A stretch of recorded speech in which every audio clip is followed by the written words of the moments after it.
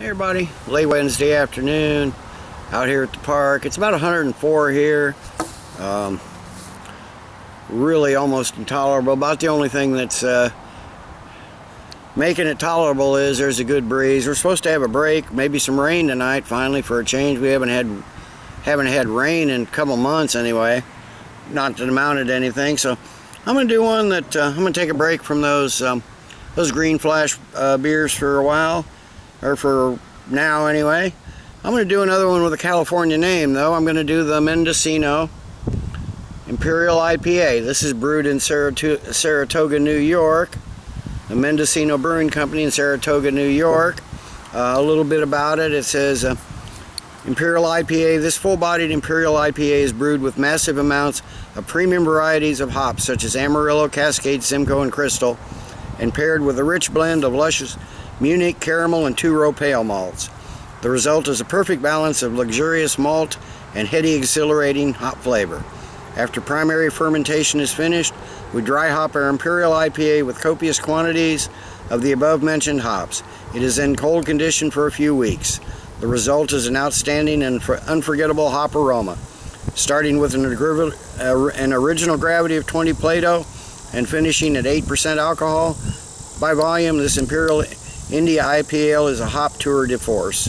8% ABV. I don't know what the IBUs are on it. I missed that off the website. I'll post it in the notes down below when I upload this. But anyway, 8%. I don't really consider this a Imperial IPA quite yet. I'm figured up to 10 at least. But that's what they call it, so that's what it is. So let me get this in a glass and see what we got here.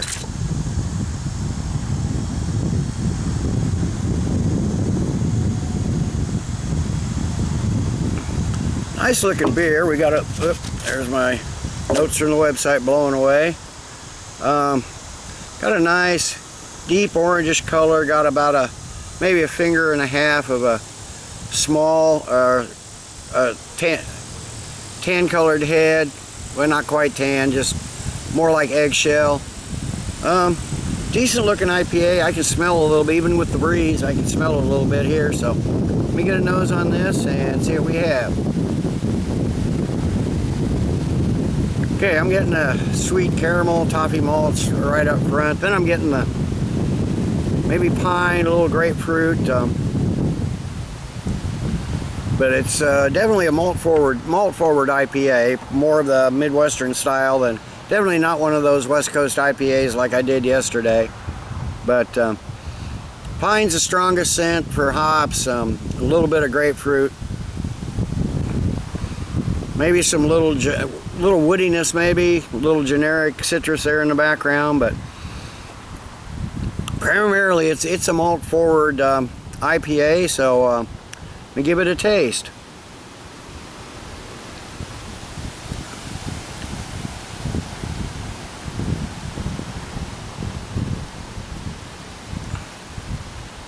It is fairly simple, basic. You get your caramel malts right up front. Then comes actually a pretty strong blast of the hops. Lots of the resiny pine, some grapefruit. You get just a hint of that 8% alcohol right there at the end. Some faint floral notes.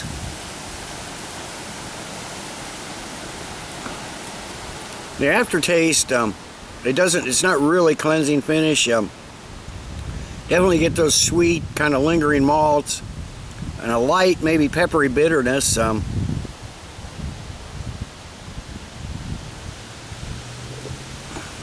Citrus, primarily the grapefruit and the pine, which isn't citrus, but you get those in the middle of the palate, and then it starts and finishes with your caramel and toffee malts.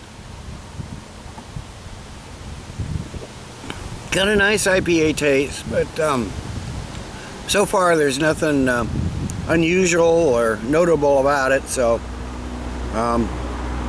medium bodied, smooth, pretty refreshing. So Let me sit, let this warm up. I'll be back a while with the final thoughts and grade. Okay, I'm back. It's only been 5 minutes or so. I've just been sipping on this slowly. It hasn't warmed up a ton, but I notice as I'm sipping on it, at least on the taste, the citrus is coming out a lot more. It's still on the nose.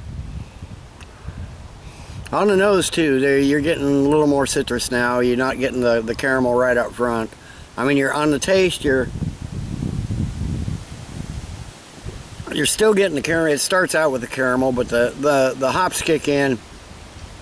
That piney, grapefruity bitterness comes out a little bit more. This is actually turning out to be a fairly decent beer.